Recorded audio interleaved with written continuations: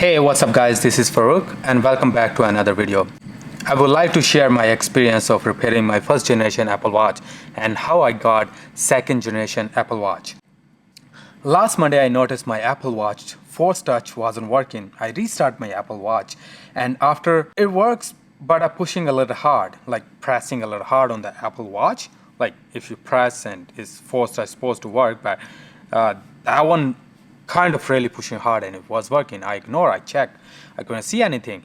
Later that day, I was sitting down and I see like my Apple Watch screen and the watch is got split and I can clearly see inside the Apple Watch. Was worried as I don't have the Apple Care anymore for my Apple Watch, but still I call Apple and book an appointment at the Apple Store. In the evening, I went to Apple Store at the Genius Bar and find out Apple extended warranty of the first generation Apple Watch up to 3 years.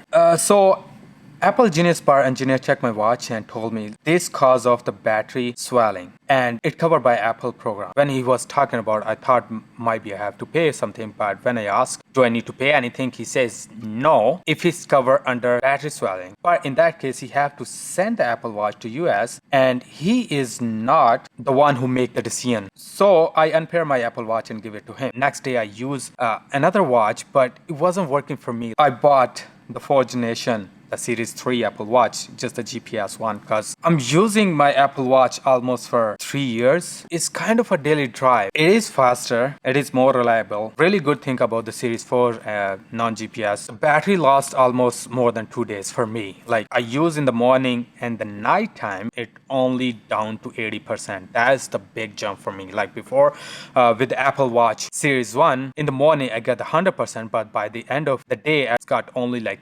30% or 40% maximum, but this was twice the battery, I would say. Well, on Friday, I received an email that my item is available to pick up from Apple.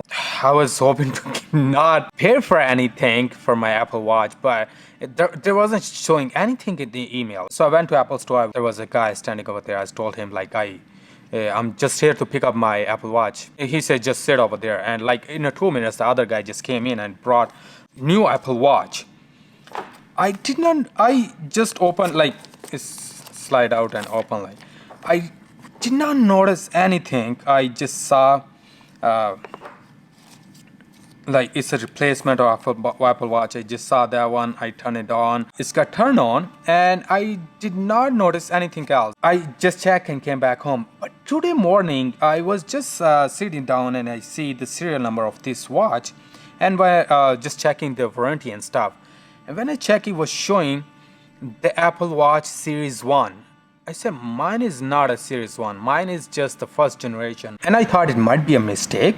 But when I checked my email from the Apple, it shows I give Apple Watch first generation, but got the second generation Series 1. I was really happy at that point, but from inside, might be some mistake, or should I call Apple, or what should I do? But at the same time, I did call Apple Care and find it out Apple is giving all those guys who have a battery swelling problem second generation Apple Watch. That was a win for me. Thank you, Apple. I would say that's called a customer service. I was happy about this one.